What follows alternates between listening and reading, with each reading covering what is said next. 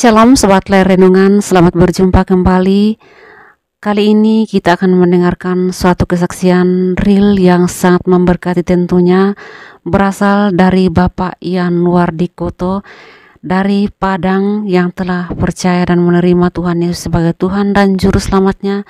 Dan saat ini beliau menjadi seorang pendeta penginjil Tuhan Yesus. Seperti apa kisah perjalanan iman yang dialami oleh beliau? Kita akan menyaksikan videonya berikut ini yang tentunya sangat memberkati. Langsung saja kita menyimak bersama-sama video kesaksiannya berikut ini. Pak Yan, bagaimana Anda melihat ini sebagai suatu fenomena yang ada di bangsa kita, di mana yang notabene bangsa kita sebenarnya adalah bangsa yang plural, Pak? Ya, sebenarnya dulu tahun-tahun di bawah tahun 2000 sebenarnya kita tidak pernah mengalami yang namanya dikotomi agama. Jadi saya agama ini, saya agama itu tidak pernah ada. Tapi memang kita tahu bahwa John Naisbitt pernah mengatakan menjelang abad 20 akan terjadi kebangkitan agama. Nah, kebangkitan agama ini kita melihat sekarang semua agama bangkit. Baik itu agama Islam, baik itu Buddha maupun Hindu, termasuk Kristen. Terjadinya kebangkitan agama di mana orang tidak malu-malu lagi mengekspresikan iman mereka, kepercayaan mereka. Tetapi ini lebih kepada pameran keagamaan. Kalau fenomena sekarang saya sering mengimpamakan seperti orang bertanding sepak bola.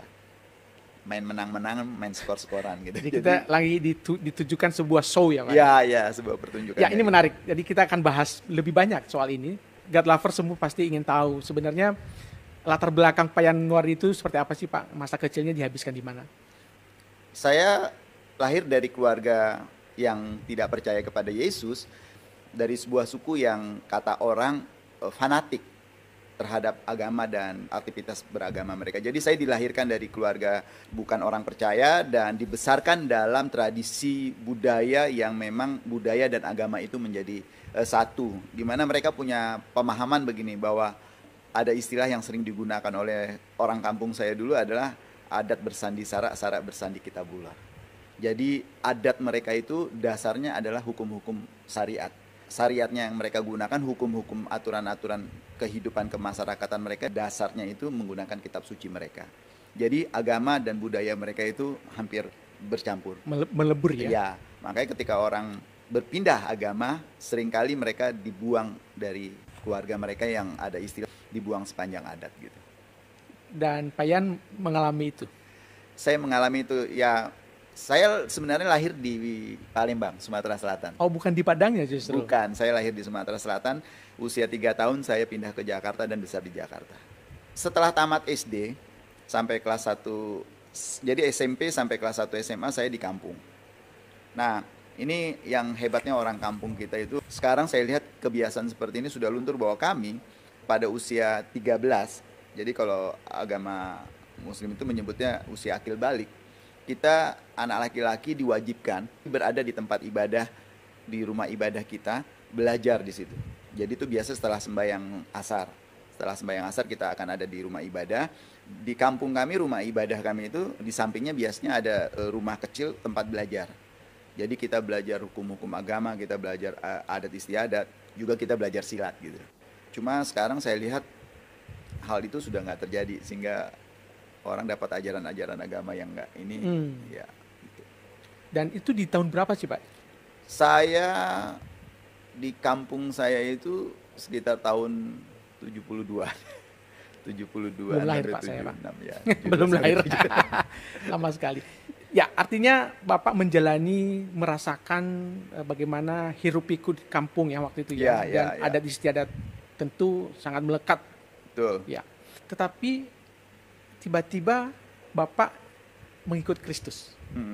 Ya, sebenarnya sih ini karya Tuhan aja ya. Saya waktu itu sudah tamat SMA, sedang kuliah, sudah memasuki tahun kedua. Muncul pertanyaan-pertanyaan di dalam hati sebenarnya. Kalau mati saya mau kemana? kalau mati saya bagaimana. Bahwa soal agama yang saya yakini waktu itu, saya tidak meragukannya pada saat itu. Karena saya rajin beribadah, taat melakukan ibadah 5 waktu. Karena kami dari orang kampung saya, suku kami itu terkenal sekali orang yang katanya fanatik. Tapi kalau saya sih nggak mau menyebut orang yang fanatik. Kami itu adalah orang-orang yang taat beribadah. Gitu, taat beribadah. Jadi kalau Pak Apose pergi ke Tanah Abang, ke Jatinegara, dulu tuh tahun-tahun 90-an kalau sembahyang siang atau sembahyang Jumat tuh toko-tokonya nggak ada orang yang nggak ada penghuninya karena mereka memang beribadah. Bahkan saya dalam masa-masa kenakalan remaja, walaupun mabuk, waktunya ibadah, ada panggilan ibadah, ya saya beribadah walaupun dalam kondisi mabuk gitu. Jadi ya kami memang taat. Tapi ada kerinduan muncul di hati saya, pertanyaannya adalah kalau mati saya mau kemana? Jadi waktu itu saya usia sudah 21 tahun. Saya sudah kuliah tahun kedua sambil bekerja, lalu muncul pertanyaan-pertanyaan, dan di lingkungan rumah saya tinggal dekat dari pesantren. Dekat dari pesantren, dalam kumpulan kami teman-teman remaja itu saya ada teman-teman dari suku Sunda, ada dari suku Betawi, dan ada orang Chinese juga. Dulu kita nggak pernah mempersoalkan soal agama apa, tapi kalau kita berteman ya kita berteman. Nah tapi dalam ngobrol-ngobrol itu ada diskusi kita gitu ya. Ya akhirnya kita belajar ngobrol, yang Kristen bicara tentang keyakinan mereka, kita juga bicara tentang keyakinan kita. Tapi pertanyaan yang muncul di hati saya ini terus mengganggu saya gitu, walaupun saya masih terus menjalankan ibadah saya gitu kan. Akhirnya ada seorang bapak paham tentang agama ini gitu. Beliau paham sekali tentang Kristen, beliau paham tentang Islam. Jadi dia menjelaskan kedua ini yang ada kamu, saya sukanya itu tidak pernah tanda kutip memperbandingkan, nggak pernah, tapi memaparkan kepada kita.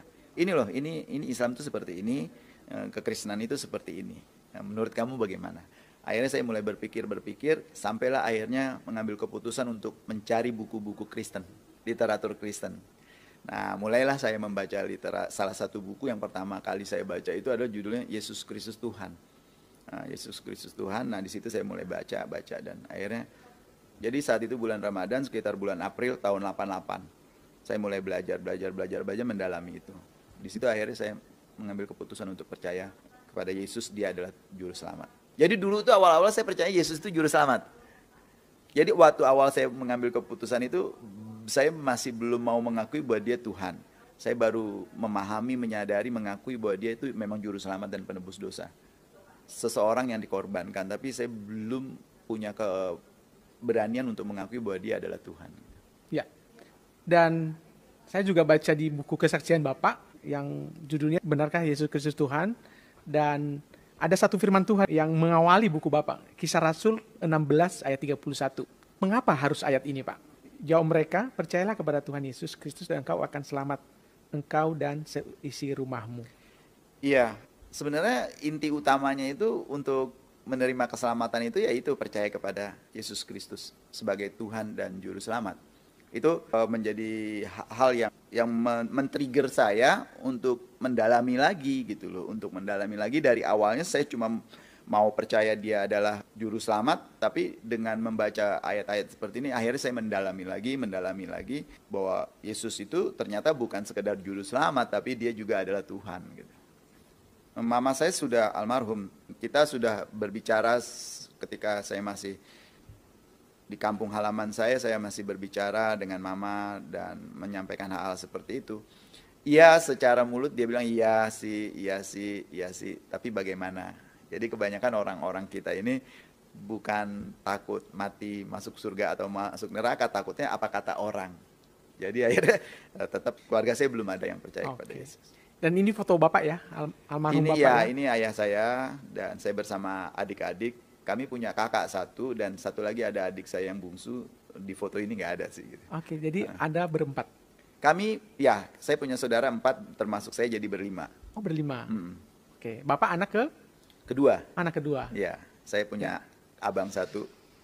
Setelah menjadi pengikut Kristus, Bapak apakah menetap di Padang atau tetap di Jakarta? Saya di Jakarta. Jadi ketika saya dalam proses pencarian itu, mencari kebenaran dan jalan untuk memperoleh hidup setelah mati itu gimana, saya masih di Jakarta. Saya tinggal di Jakarta karena memang saya besar di Jakarta, dan kebetulan pada usia-usia seperti itu, mama dan papa saya sudah pindah ke kampung kami karena papa mau mulai usaha di kampung. Jadi saya dan kakak saudara saya, adik-adik saya, kami tinggal di Jakarta waktu itu. Jadi ketika saya percaya Yesus itu saya di Jakarta. Nah, ini menarik Pak. Ketika sudah mendeklarasikan bahwa Yesus adalah Tuhan dan dia adalah juru selamat, tanggapan keluarga seperti apa Pak? Karena kami di Jakarta ya, jadi yang tahu itu awal mula hanya mama. Mama saya sebagaimana orang tua lainnya, ketika tahu anaknya berpindah agama, dia marah besar. Marah besar sampai dalam emosi, dalam kemarahannya dia ingin membunuh. Makan dia bilang, lebih baik saya kehilangan anak satu daripada punya anak kafir, katanya gitu kan.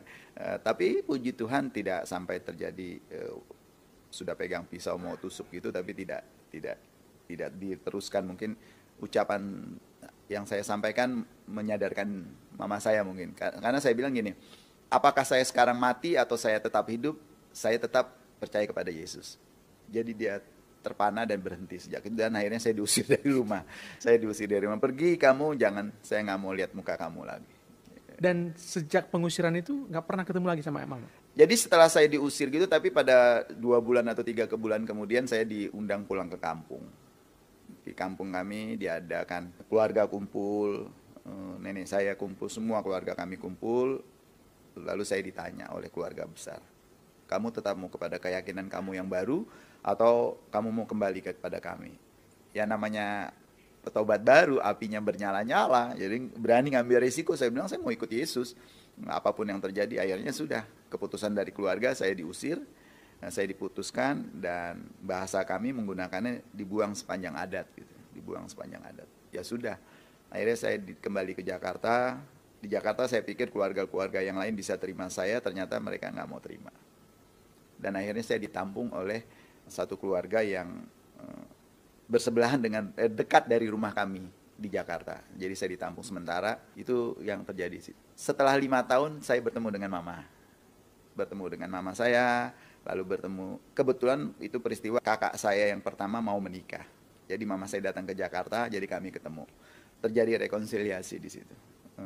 Dia menangis ya. Biasa ibu kan bagaimanapun kasih ibu sepanjang jalan kan gitu. Jadi baik buruknya dia tetap anaknya gitu. Jadi kita baik lagi. Ya. Dan rekonsiliasi ketika itu termasuk ke keluarga selain ibu ya? Kalau papa saya, ayah saya itu orangnya terbuka ya. Bahkan ketika kami sekeluarga besar heboh, papa saya cuma bilang, biarkan saja, dia kan udah besar, tahu yang terbaik untuk dirinya. Kenapa kita harus ributkan gitu? Jadi papa saya orangnya termasuk cukup terbuka, punya pemikiran yang bebas gitu. Jadi bagi dia nggak ada masalah. Cuma kan memang saya kan dari suku yang mengambil garis keturunan dari ibu. Kalau Pak Apose kan dari ayah kan. Kebanyakan suku-suku kita di Indonesia itu kan ngambil garis keturunan dari ayah. Tapi kalau di saya kan Minang, sukunya dari ibu. Nah, jadi memang keluarga mama yang sangat berat dan merasa tercoreng mukanya gitu. Itu yang terjadi. Tapi akhirnya setelah sekian lama saya diterima. Diterima walaupun dengan catatan tidak sehangat dulu lagi gitu. Ya. Dan di hati kecil Bapak waktu itu sebenarnya mengharapkan apa Pak? Terima Kristus, ada jaminan di dunia akhirat, dan juga mungkin keluarga lebih bagus atau hubungan keluarga lebih baik gitu ya Pak? Ya, jadi waktu pertama-tama saya diundang untuk menghadiri pertemuan keluarga di kampung, saya sampaikan kepada mereka bahwa saya ingin kita semua percaya kepada Yesus. Karena untuk menerima keselamatan, agar kalau kita mati nanti kita pasti masuk surga, kita harus terima Yesus. Itu kata-kata yang saya ucapkan, dan sebenarnya itu terlalu kasar ya. Sehingga membuat orang marah, dan ya semakin marah lah. Ya. Di situ ada kesadaran saya. Baik. Dan tentu sebagai seorang yang tobat baru, lalu berpikiran untuk membentuk keluarga, itu terjadi tahun kapan Pak? Oh, kalau menikah itu saya setelah selesai sekolah seminari di Jogja. Jadi saya menikah tahun 97. Nah, jadi begini. Kenapa saya sekolah seminari, masuk STT di Jogja, STI Jogja itu awal mulanya karena ada kerinduan di dalam hati saya untuk memberitakan Injil. Jadi saya ingin orang-orang sekampung saya mendengar berita ini.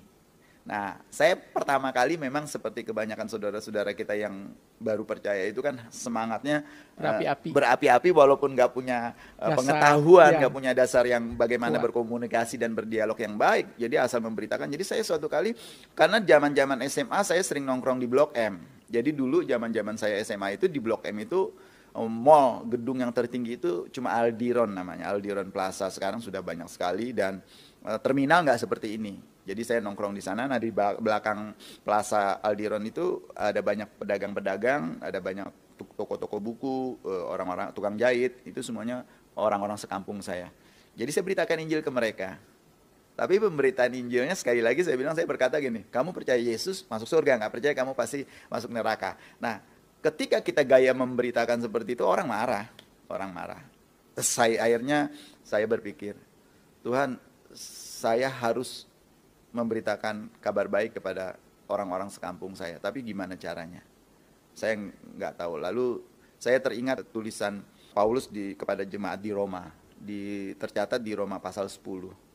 Roma pasal 10 itu ayat 13 sampai ayat 14 mungkin. Di Roma 10 itu dikatakan, sebab barang siapa yang berseru kepada nama Tuhan akan diselamatkan. Tetapi bagaimana mereka dapat berseru kepadanya jika mereka tidak percaya kepada Dia? Lalu bagaimana mereka percaya kepada Dia jika mereka tidak mendengar tentang Dia? Bagaimana mereka tentang Dia jika tidak ada yang memberitakan? Nah, saya membaca ayat ini diingatkan oleh Tuhan bahwa kamu kalau ingin membuat orang bisa berseru kepada Tuhan harus diberitakan. Kamu harus memberitakan, tapi bagaimana kamu bisa memberitakan kalau kamu sendiri belum pernah tahu? Jadi saya lanjutkan gini, bagaimana mungkin saya bisa memberitakan kabar baik kalau saya sendiri belum tahu kabar baik itu? Nah, satu-satu cara akhirnya saya berdoa, Tuhan saya mau melayanimu tapi saya butuh diperlengkapi. Nah, kebetulan saya punya kakak rohani, beliau membimbing saya pelayanan di LPMI, Lembaga Pelayanan Mahasiswa.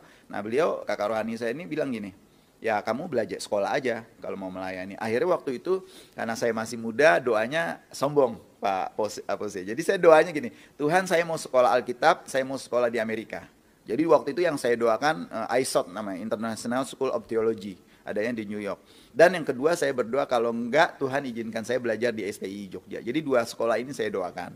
Lalu saya memasukkan lamaran, mengirim surat, waktu itu email belum terlalu seperti sekarang atau WA gitu. Jadi dan saya akhirnya diterima di STI. Jadi tahun 90 saya mulai sekolah, saya mulai belajar, dipelengkapi di situ, dan kami diajarkan prinsip-prinsip pemberitaan Injil. Tahun 94 saya selesai. Lalu saya kembali ke Jakarta. Dan kami dengar juga Bapak bahkan mendapatkan beasiswa untuk studi ke Eropa, Pak. Iya, setelah saya selesai kuliah dari Jogja, saya kembali ke Jakarta, lalu ada beberapa pengusaha di Jakarta waktu itu mereka ada pertemuan dengan salah seorang pendiri dan pemilik sekolah di Lausanne, Switzerland. Nama lembaganya itu With Youth Mission, lembaga pelayanan orang-orang muda. Nah, jadi pendiri sekolah ini bilang bahwa malam itu saya hadir. Dia bilang kalau kalian mau biayain dia ini untuk belajar, saya kasih beasiswa untuk belajar. Tapi untuk ongkos ke Swiss kan gede waktu itu. Jadi teman-teman pengusaha ini akhirnya berembuk, oke kita ongkosin. Jadi saya diongkosin. Jadi kuliahnya di Swiss 1 tahun dibiayain oleh Tuhan melalui orang-orang ini. Luar biasa. Dan tidak hanya itu, Bapak bahkan sekarang udah menamatkan doktoral Bapak ya. Puji Tuhan dikasih kesempatan belajar terus. Tapi sebenarnya ini luar biasanya Tuhan gini. Ketika saya selesai STH, saya ngeri kalau pakai jabatan gelar STH di belakang karena sarjana tinggi hati kata orang. Tapi iya sarjana. Jadi makanya saya nggak pernah pakai gelar-gelar saya gitu. Setelah itu saya pelayanan ke Padang, ke Sumatera Barat, dan di situ saya mengalami hal yang buruk, harus dipenjarakan karena pekerjaan Tuhan. Nah, setelah selesai dari Padang tahun 2004 saya kembali ke Jakarta. Teman-teman di Jakarta bilang sama saya, kamu jangan mau jadi piala. Karena biasanya kalau orang-orang pelayanan, apalagi orang yang belum percaya, yang bukan orang percaya, menjadi percaya kepada Yesus lalu melayani, biasanya sama gereja dijadikan piala. Piala bergilir. Dibawa kemana-mana, dan biasanya petobat baru itu menikmatin kan. Gitu. Nah, saya sama teman-teman, puji Tuhan, Tuhan memberikan orang-orang di sekitar saya yang sangat concern sekali, mendingan kamu belajar. Akhirnya saya dipaksa untuk sekolah lagi Lalu saya sekolah ngambil S2, itu formulir diambilin, didaftarin, saya tinggal masuk dipaksa untuk belajar. Katanya daripada kamu nanti kenapa-kenapa, akhirnya saya belajar, selesaikan S2 gitu. Ya masuk menyelesaikan doktoral pun dipaksa, bukan dipaksa sih, tapi teman ada dosen saya di Jogja bilang, kamu mau sekolah nggak? Lanjut lagi. Ya akhirnya lanjut. Dan sudah selesai tahun lalu. Puji Tuhan, Tuhan baik sekali. Jadi ya luar biasa. Kami ucapkan selamat ya Pak. Yeah. Seperti topik kita bahwa kebanyakan fenomenanya adalah petobat-petobat baru dengan keinginan yang berapi-api, kadang lupa mempersiapkan diri. Begitu ya Pak ya? Iya. Ini memang fenomenanya sih kita nggak bisa, saya nggak bisa menyalahkan teman-teman kita yang petobat baru. Tetapi ini ada dua sisi, gereja juga salah. Karena Paulus di salah satu suratnya mengatakan bahwa janganlah orang-orang baru diberi kesempatan untuk melayani dulu. Dan saya pikir prinsip ini benar gitu. Kalau orang yang masih baru, dia apinya masih membara. Kalau apinya membara itu jadi ya namanya api membara, jadi nggak teratur, nggak terarah kadang-kadang. Gitu. Nah itu berbahaya sih memang. Tadi sempat disinggung soal kejadian di Padang selama 4 tahun itu. Dan itu terjadi setelah menikah berarti ya Pak? Iya. Iya kan ya? Ya, saya menikah tahun 97. Ada istri dari Pak Ian. Kita ingin mendengarkan pendapat beliau juga tentang Pak Ian. Kita sambungkan dengan Ibu Yanti. Selamat siang Bu Yanti. Oh ya, selamat siang Pak. Ya. Terima kasih sudah mampir di Diaspora TV. Kami mau tanya Bu Yanti, ketika peristiwa itu yang heboh itu terjadi dan posisi Ibu waktu itu di mana Bu ketika kejadiannya? Saya kan menikah tahun 97 Pak. Ketika kasus itu saya sudah ke Padang. Ketika kasus itu saya menikah 97, saya pergi ke Padang Januari tahun 98. Saya sempat di sana beberapa tahun di Padang. Itu saya ada pulang tahun 99 kasus itu muncul kan Pak. Anak saya baru setahun. Dan waktu itu sudah ramai. Dan waktu itu Pak Ian bilang bahwa kamu pulang aja ke Jakarta. Jadi saya disuruh pulang. Pak Ian yang di sana, tetap di sana gitu loh Pak. Apa yang menguatkan Ibu ketika itu Bu Yanti? Ya sebenarnya saya bukan dibentuk dari pelayanan ya Pak Abose. Karena saya waktu itu bukannya orang dari latar belakang teologi ya ketika menikah dengan Pak Ian. Terus terang waktu itu buat saya hal yang luar biasa dalam arti seperti saya disambar petir lah Pak ya ketika saya menghadapi itu. Baru menikah tahun 97, 99 saya harus menghadapi seperti itu. Dan waktu itu saya sedang hamil dan juga anak saya yang pertama sudah baru setahun ya Pak ya. Jadi pas anak saya umur setahun, saya mengalami kasus itu. Dan saya juga sedang hamil waktu itu, umur kandungan 6 bulan. Terus terang waktu itu saya sih tidak mampu sebenarnya Pak. Karena saya tidak punya pandangan tentang pelayanan itu harus seperti itu. Saya cuma orang Kristen biasa gitu ya Pak ya. Tetapi yang saya bersyukurnya mungkin waktu ketika saya mengalami itu, saya berharapnya mujizat Tuhan tuh suami saya bebas. Saya berdoa Tuhan, saya pengen seperti Petrus gitu ya, dibebasin suami saya gitu kan. Karena kalau menurut pengadilan itu tidak terbukti gitu loh Pak. Paling katanya sebulan 2 bulan gitu. Itu saya seneng banget gitu ya Pak. Tapi ketika divonis 7 tahun, saya itu benar-benar lemes Pak gitu ya. Dan saya waktu itu sempat keguguran, anak saya prematur, lahir lebih awal gitu karena memang tidak bisa terima gitu loh Pak dengan peristiwa itu. Tapi bersyukurnya bahwa mujizat Tuhan itu bukan yang spektakuler buat saya waktu itu. Saya bisa mengalami dan bisa melalui semua itu mujizat buat saya Pak. Karena bukan hal yang mudah kalau waktu itu saya di saat itu ya Pak untuk bisa melalui itu. Gitu. Saya di Padang waktu itu, sebenarnya saya dari kecil di Jakarta. Tiba-tiba harus di Padang, suami masuk penjara gitu ya. Saya harus orang diri, ngurusin anak gitu. Dibantu oleh saudara-saudara seiman, bukan hal yang mudah, tapi itu mujizat Tuhan buat saya bisa melalui itu. Ya, dan yang menguatkan saya nggak langsung saya bisa kuat gitu Pak, karena awal sih sempat udah bodoh lah gitu ya Pak, kayak orang hilang harapan. Tapi berjalannya waktu Tuhan tolong saya melalui firman Tuhan, melalui komunitas, dan firman Tuhan yang paling saya ingat waktu itu saya dikasih buku kan. Saya baca bahwa jadi orang Kristen itu cuma bukan dikasih untuk percaya, ada waktu itu ya, dan bahwa kita juga harus menderita. Saya waktu itu nggak ngerti, kok saya harus menderita ya Tuhan, saya salah apa gitu. Jadi ketika saya mengalami itu gini, Tuhan dosa saya masa lalu apa, jadi ingat-ingat, kok saya sampai seperti ini gitu ya, kok saya seperti ini gitu. Tapi hari lepas hari Tuhan tolong saya, Tuhan mampukan saya sehingga 4 tahun saya boleh jalani dengan kekuatan yang dari Tuhan. Dan saya juga boleh dikuatkan karena Pak Yan tuh ketika mengalami itu dia orang yang tegar sih ya, tegar, tidak pernah ngeluh gitu. Saya nggak tahu waktu di penjara dia ngeluh apa enggak, tapi ketika ketemu kami dia tegar gitu ya. Kan saya kalau ke penjara bawa anak-anak Pak, anak-anak saya 2, saya bawa ketemu papanya. Nggak bisa ngomong, karena kalau kita ngomong pasti nangis-nangisan. Jadi udah anaknya aja sama papanya gitu. Anaknya bercengkrama sama papanya gitu ya. Tapi saya bersyukur ngeliat Pak Yan itu kuat waktu itu. Karena saya bersyukur gini, saya di luar gitu. Kalau Pak Yan kan di dalam. Siapa yang mau seperti itu gitu. Makanya saya kalau berpikir sekarang Pak mungkin tidak mampu melalui itu dan jangan pernah lagi. Tapi kalau saat ini saya melalui itu semua karena kebaikan Tuhan Pak Jose. Bukan karena saya kuat, bukan karena saya gagal. Karena waktu itu benar-benar saya itu tidak diperlengkapi secara pelayanan gitu loh Pak. Tidak ada niat juga menikah dengan seorang hamba Tuhan waktu itu. Dan harus mengalami seperti itu gitu. Ya. Tapi luar biasa Tuhan perlengkapi saya dengan orang-orang yang luar biasa juga menolong saya waktu itu. Walaupun tanpa suami, saya bisa membesarkan anak, bisa tetap kuat waktu itu ya Pak ya di saat itu. Waktu itu komunikasinya gimana ya di penjara Bu Yanti? Oh ya, udah ada HP waktu itu? Tiap hari kan saya nggak bisa pakai HP. Saya kan datang ke Padang Pak. Pindah ke Padang? Iya, saya pindah ke Padang. Oh, okay. Saya kunjungi setiap hari Pak. Saya cari kontrakan yang dekat waktu itu dengan LP. Jadi setiap pagi saya bawa anak-anak masuk, tiap hari Pak Yan saya bawa makanan gitu. Seperti itu Pak. Pak Yan, bagaimana waktu itu ketika setiap hari dikunjungin dan apa yang membuat Bapak tegar sekali Pak?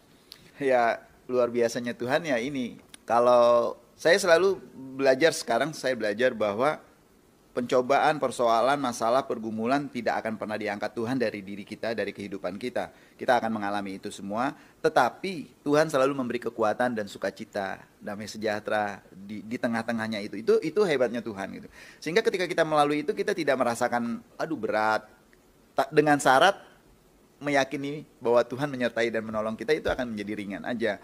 Nah memang awal-awal masuk penjara itu 6 bulan pertama itu memang berat. Saya sampai bertanya, mengeluh kepada Tuhan dan berpuasa. Oh iya, istri saya, Yanti, waktu awal-awal kasus itu kan saya suruh pulang ke Jakarta, kembali di Jakarta. Jadi dalam kondisi hamil 6 bulan dan anak kami yang pertama belum 1 tahun, dia pulang ke Jakarta. Itu pun ada kejadian-kejadian yang luar biasa karena waktu dia mau pulang, pas naik pesawatnya delay. Karena isunya di pesawatnya ada bom. Saya nggak tahu apa kebetulan atau bagaimana, tapi ada isu bom di pesawat, akhirnya di delay. Tapi akhirnya dia kembali ke Jakarta. Nah, setelah saya di dalam penjara dibakar. Nah, di situ terjadi peristiwa karena masuk berita TV, berita nasional dan lain sebagainya. Sehingga Yanti mengalami kontraksi kehamilannya itu. Jadi ada gangguan di situ karena ada berita 42 orang mati karena LP terbakar gitu. Jadi terjadi kontraksi, makanya anak kami yang kedua lahirnya prematur. 7 bulan, usia 7 bulan lahir. Jadi cuma memang kekuatan dari Tuhan dari semuanya itu saya mengambil keputusan untuk berpuasa. Jadi setelah jadi Kristen dari tahun 88 sampai tahun 99 mau masuk tahun 2000 saya baru puasa lagi gitu. Jadi selama jadi orang Kristen gak pernah puasa gitu. Jadi saya ambil puasa sampai 30-an hari dan kebetulan itu sama seperti bulan ini bulan Ramadan. Jadi saya ikut sama teman-teman di dalam penjara ikut puasa juga gitu. Disitulah Tuhan kasih inspirasi. Saya diingatkan akan surat Yeremia pasal 29 ayat 7. Itu yang mengatakan bahwa usahakanlah kesejahteraan kota di mana kamu aku buang. Karena kesejahteraan untuk kota itu juga kesejahteraanmu. Nah, firman ini mengingatkan saya gitu. Wah iya ya, pasti Tuhan mengizinkan saya di penjara ada maksud. Nah, ayat ini menjadi semacam kekuatan bagi saya untuk wah berarti saya di dalam sini harus berkarya. Bukan mengeluh, bukan menangis, bukan menyesali, tapi Tuhan ingin. Kata Tuhan, usahakanlah kesejahteraan. Memang sih bukan kepada saya, tapi kepada Yeremia. Tapi Tuhan berkata kepada firman-Nya berlaku untuk kita juga gitu. Usahakanlah kesejahteraan di mana aku buang. Jadi saya berpikir di LP itu apa yang bisa saya lakukan untuk membuat di dalam itu menjadi sejahtera. Jadi kalau Pak Opose pernah ke penjara, jalan-jalan, main-main, kondisinya itu kan nggak enak gitu. Orang bisa ribut gara-gara hal sepele di sana gitu. Kenapa? Karena duit kan susah. Ya kalau yang orang penjara misalnya koruptor masuk penjara enak ya, duitnya banyak gitu. Tapi kalau kayak pencuri, kasus-kasus kriminal kan nggak, susah gitu.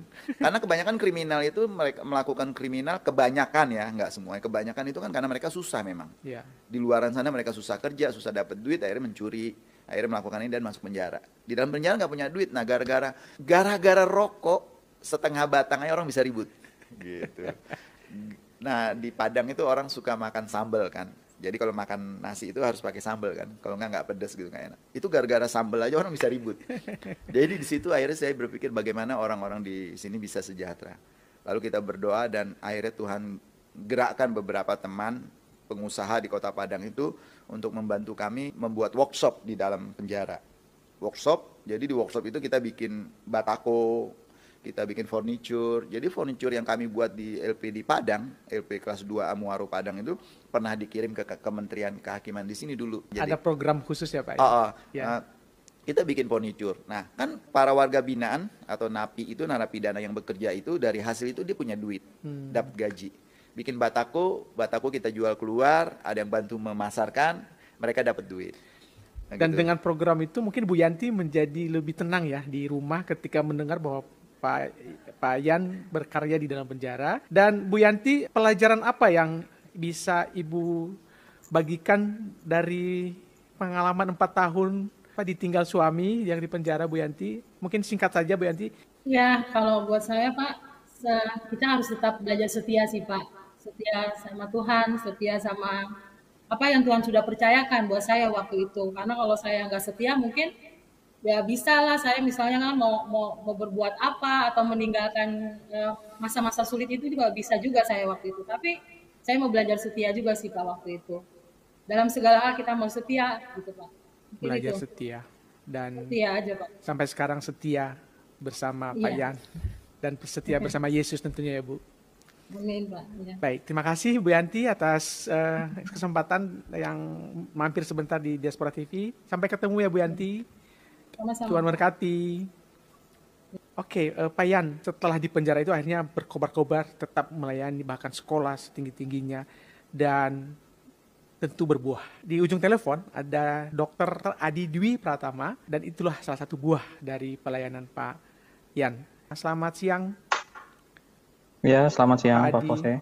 Apa kabar? Baik. Salam Adi. Ya, salam Pak Yan.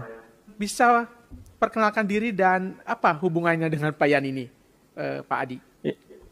Ya, mungkin seperti yang sudah disampaikan, saya merupakan salah satu, boleh dibilang anak rohani dari Pak Yan Koto ya.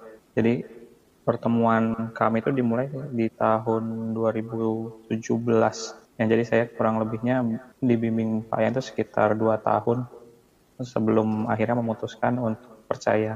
Bapak mengambil keputusan ini tentu juga mendapatkan efek yang tidak mudah ya Pak ya, Adi. Ada pengalaman ya Pak Adi? Ya betul, mungkin pengalamannya kurang lebih sama, tapi puji Tuhan penerimaan dari keluarga itu sebenarnya tidak seburuk apa yang kita bayangkan. Jadi ketika kita percaya, kita bisa menyampaikan, kita percaya apa yang kita pilih, dan juga kita tetap untuk menjaga hubungan baik, saya rasa juga penerimaannya bisa lebih baik. Mungkin ketika kita lebih takut, kita malah justru bukan kita dibuang oleh keluarga, malah kita yang membuang keluarga kita. Jadi sebenarnya mereka tetap merangkul kita, tapi karena ketidakpercayaan diri kita sudah merasa berbeda, ditolak, itu kita malah menjauh. Tapi sebenarnya dari keluarga pun menghargai apa pilihan saya, dan juga bukan hanya itu, karena kan setelah itu saya juga menikah, bahkan menerima istri saya, keluarga istri saya juga seperti itu.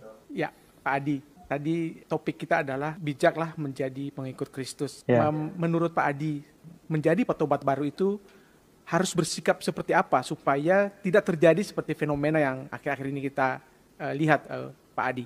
Ya, betul. Mungkin ini juga salah satu akibat buah didikan ayahnya. Jadi sebelum saya memutuskan percaya juga sempat dikenalkan oleh beberapa gereja lain, beberapa hamba Tuhan lain, tapi masing-masing memiliki cara ajar yang beda. Mungkin tidak melihat dari latar belakang yang sudah pernah dijalani oleh Pak Yan sendiri ataupun juga latar belakang hamba Tuhan lain, tapi memang apa yang menjadi buah didikan itulah yang nantinya akan kita tuai lagi. Jadi apa yang Pak Yan ajarkan, bahwa kita tidak memaksakan pada orang lain, kita juga tidak menafsirkan segala sesuatu hanya atas dasar apa yang sudah kita tahu saja tanpa tahu ilmunya seperti apa. Itu mungkin yang perlu hamba Tuhan ataupun juga petobat baru perlu tahu. Jadi tidak hanya mendengar, apalagi sekarang kan informasi sangat mudah diakses, misalkan dari kanal pencarian ataupun juga dari sekedar menonton di kanal-kanal YouTube, lalu disampaikan kepada orang lain tanpa mempelajari apa makna dan juga ilmu yang ada mendasarinya. Jadi itu yang salah satu hal yang penting yang perlu kita tahu. Jadi tidak seperti yang Pak ya sebutkan, misalnya apinya masih berkobar, jadi berkobar ke sana kemari tanpa punya ilmu ataupun juga cara yang tepat. Menurut Pak Adi, apakah perlu nggak sih kalau misalnya orang petobat baru yang ingin menjadi penginjil itu perlu sekolah dulu yang benar nggak Pak Adi? Ya, mungkin itu salah satu hal yang perlu. Jadi kalau kita lihat, mungkin bukan gelarnya seperti yang Pak Yan bilang sarjana tinggi hati, tapi lebih kepada dasar dari keilmuannya itu. Jadi ketika kita mengajarkan atau juga memberitakan segala sesuatunya, kita sudah benar mengerti, bukan hanya membaca kata per kata saja, tapi juga kita bisa memaknai dari berita Tuhan itu apa sebelum kita menyampaikan pada orang lain. Pak Adi, apakah juga terjun di dalam pelayanan misi untuk memberitakan kabar baik, Pak Adi?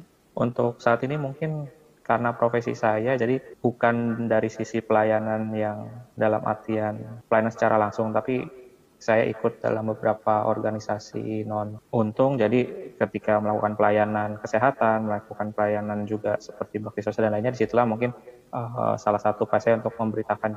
Ya, artinya pelayanan tidak harus di mimbar gitu ya. Oke, terima kasih Pak Adi. Kami sangat terberkati dengan apa yang Pak Adi sampaikan, dan tetap kuat dalam Tuhan Pak Adi. Salam buat keluarga. Ya, terima kasih Pak Pose. Pak Yan, selamat siang. Tuhan berkati ya.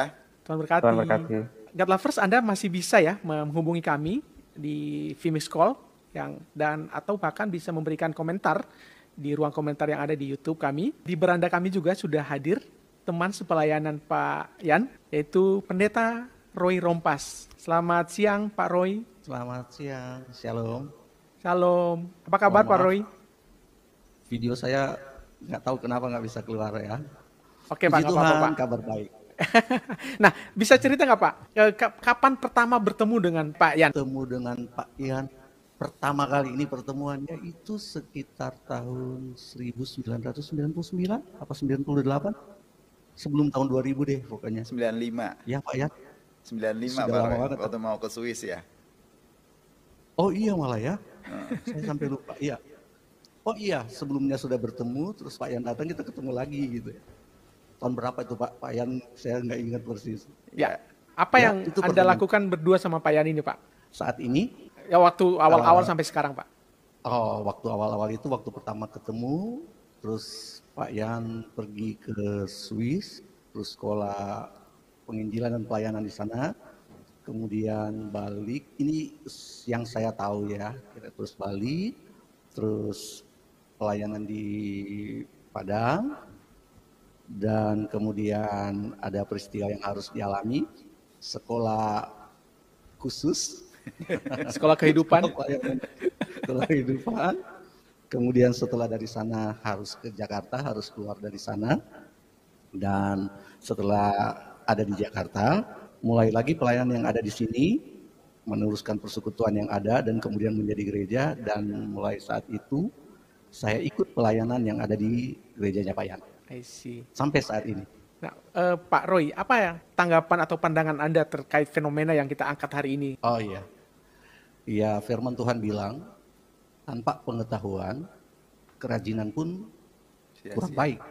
Ya, Amsal 19 ayat 2 kalau saya tidak ingat ya, salah ingat terus. Jadi tanpa pengetahuan, atau kalau di terjemahan lain dibilang kurang pengetahuan, kerajinan itu tidak baik. Nah sekarang kalau petobat baru, itu otomatis pengetahuannya masih kurang. Jadi dia mestinya memperlengkapi diri dulu dengan kebenaran dan cara harusnya melayani seperti apa. Baru menggebu-gebunya itu tidak salah sasaran gitu. Karena fenomena yang ada sekarang kan, Mungkin di sisi lain aji mumpung kali ya. Mumpung lagi ada yang dan di satu sisi ada juga dalam tanda petik ya gereja-gereja yang memang mempergunakan itu untuk menarik umat itu juga ya. Jadi itu salah satu kalau menurut saya kesalahan. Nggak semua harus pada petobat muda itu, tetapi ada gereja juga yang memang memancing dan memberikan panggung gitu ya, sehingga bisa menarik umat yang banyak dan lain-lain. Dan seperti sekarang kita ingat kan, setelah dia kena masalah dan lain-lain, ada yang mau mundur gitu, cuci tangan. Oh enggak, ada gitu, kira-kira seperti itu fenomena.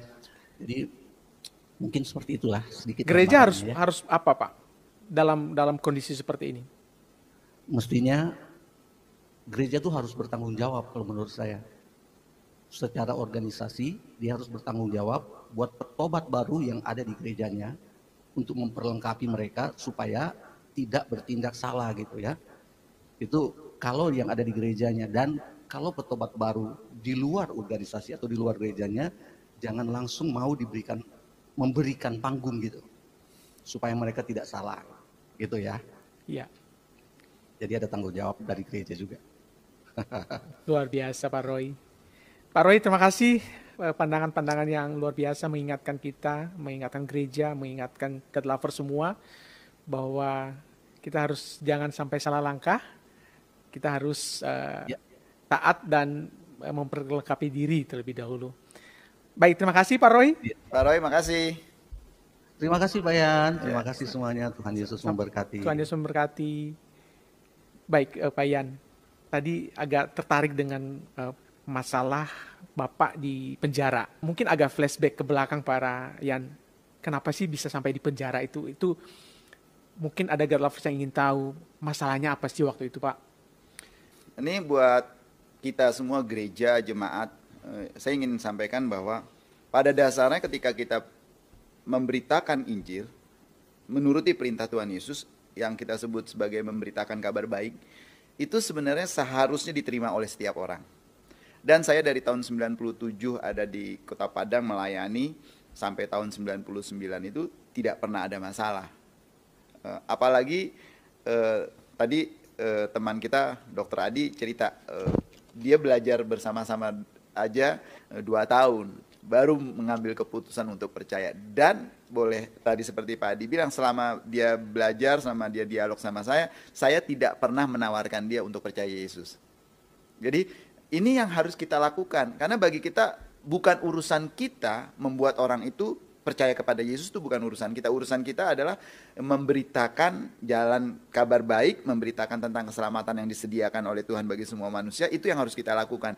Nah, ketika kita menyampaikan itu tanpa harus menjelek-jelekan kepercayaan dan keyakinan orang lain. Karena siapapun dia, apapun agamanya, kalau agama dan keyakinannya dijelek-jelekin, Pak Apose, kalau ada orang bilang sama Pak Apose, Alkitab kamu itu salah, penuh dengan kesalahan, pasti kita marah. Nah, jadi itu yang saya lakukan di dalam karya pengabaran Injil. Sehingga nggak ada masalah kita. Tetapi ada orang, ini memang selalu ada terjadi orang-orang yang terlalu bersemangat, Pak Apose. Jadi ada Alkitab yang diterjemahkan ke dalam bahasa daerah kami. Sebenarnya itu hak kita sih.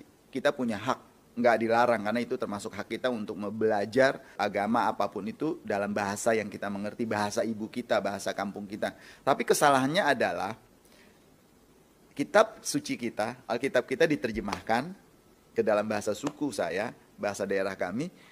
Lalu setelah Alkitab itu selesai dicetak, di launching. Gitu. Nah, ini yang bikin celaka. Di launching di hotel mewah di Kota Padang. Efeknya ya wartawan tahu, orang tahu, dan orang yang meluncing ini dipanggil oleh Kejaksaan Tinggi di Sumatera Barat lalu ditanya. Karena kan minimal kita kalau cetak buku itu, apapun itu buku, kalau cetak minimal percetakan mau 2.000. Kan. Bayangkan di situ ditulis kitab suci ini dicetak 2.000 eksemplar. Ditanya apakah orang Minang sudah 2.000 orang yang Kristen sehingga kamu harus cetak ini. Kalau enggak berarti kamu sudah berniat melakukan kristenisasi. Nah, melakukan kristenisasi itu enggak boleh. Menceritakan agama kepada orang yang sudah beragama itu nggak boleh. Tapi kalau kita menceritakan keyakinan kita, memberi kesaksian apa yang kita alami, saya yakin nggak dilarang sama negara kita, undang-undang nggak ada yang melarang itu untuk menceritakan keyakinan kita. Nah, itu sebenarnya yang harus kita lakukan. Nah, tapi karena peristiwa itu ada Alkitab yang diterjemahkan ke bahasa daerah kami, di launching di hotel, dan orang bertanya, apa ada 2.000 orang? Sampai sekarang belum sampai 2.000 orang. Nah, akhirnya jadi trigger itu untuk menyelidiki kasakusuk. Belum lagi Alkitab yang diterjemahkan ke bahasa daerah kami itu ditaruh di tempat fotokopi, ditaruh di rumah makan. Jadi nggak cantik lah ya. Nggak bijaksana. Nggak bijaksana. Sehingga orang marah. Diselidiki, dicari sampai akhirnya kena lah gitu. Dicari-cari kasus dan kami kena. Gitu. Saya kena. Ada seorang gadis datang kepada kami mau belajar, mau tahu tentang Yesus. Bagi saya, kalau orang bertanya, saya beri jawab. Kalau orang mau belajar, ayo kita belajar. Nanti soal dia percaya atau tidak percaya kepada Tuhan Yesus, itu kan urusan dia. Kerjanya Roh Kudus, kerjanya Tuhan, bukan karena kita hebat memberitakan Injil, bukan gitu loh. Nah, sehingga itu yang saya lakukan sama anak ini, sampai dia akhirnya percaya Yesus. Tapi celakanya, entah bagaimana ceritanya, keluarga yang nggak senang, lalu jadi masalah hukum. Yang menariknya Bapak Ibu, apapun itu, nggak ada larangan orang memberitakan kabar baik itu kepada orang yang beragama, nggak ada. Yang menjadi persoalan adalah kalau kita memaksa orang, ya makanya dicari-carilah kasusnya.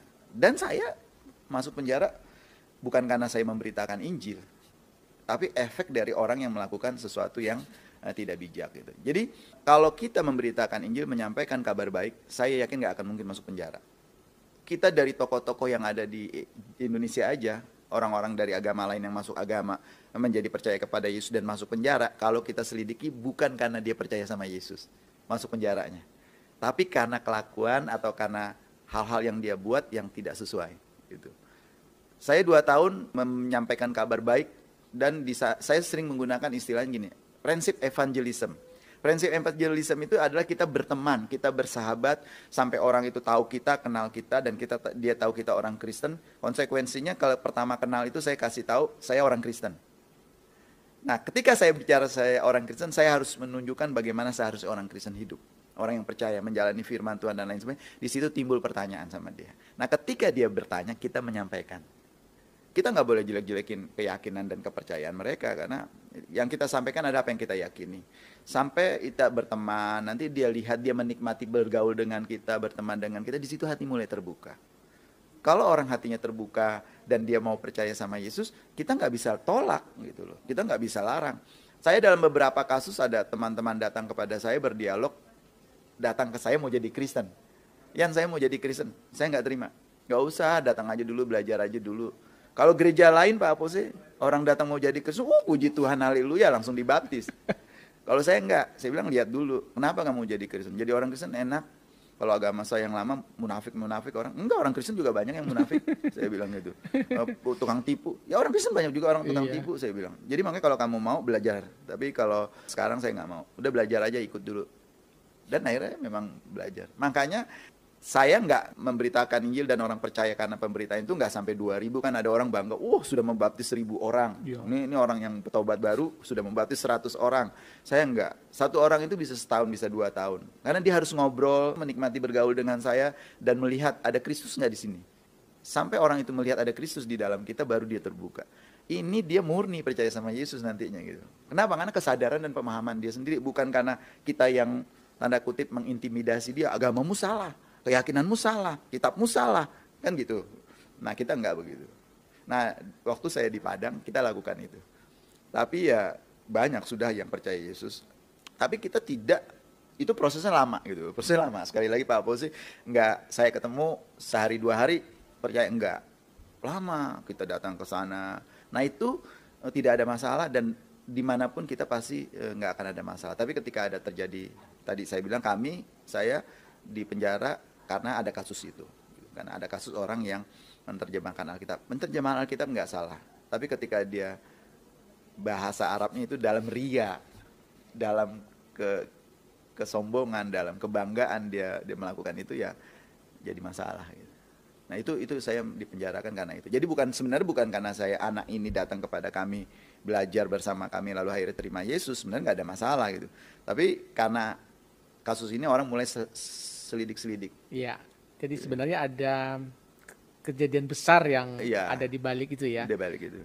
Ngomong-ngomong, si anak ini bagaimana dia sekarang, Pak? Yang setelah dalam kasus proses kami tahun 99 saya diproses dari kantor polisi sampai pengadilan, saya nggak bertemu lagi, nggak tahu lagi, tapi kabar yang saya dengar dia dipindahkan atau dibawa orang tuanya pindah ke Bali. Dan tetap dengan agama lamanya? Saya tidak kontak lagi gitu, nggak ngerti juga. Jadi kita berusaha cari tahu tapi nggak. Ya, tapi kan Bapak nggak ada sakit hati ya Pak? Enggak, dalam kasus ini pun nggak sakit hati. Tadi gini Pak Aposé. Ya. Istri saya ketika saya belum menikah, saya bilang sama istri saya tidak cari pacar, saya cari istri. Tapi kamu harus tahu, saya melayani di Padang, kemungkinan di Padang itu kalau saya pelayanan nanti, saya kalau nggak mati, gitu. Karena melayani Tuhan, buruk-buruknya saya masuk penjara. Kamu siap nggak? Istri saya karena cintanya sama saya, dia siap. Akhirnya kami menikah. Jadi ya apapun yang terjadi dalam pelayanan saya nggak pernah sakit hati sih gitu. Dan termasuk dengan anak ini, termasuk dengan keluarga, saya tidak pernah sakit hati karena saya tahu ini bukan karena saya. Maksudnya hal ini terjadi juga bukan karena saya gitu. Hanya dampak aja ya, dampak ikutan aja. Oke Pak Yan, karena waktu membatasi kita akan ada waktu lagi di minggu depan Pak Yan di bagian kedua.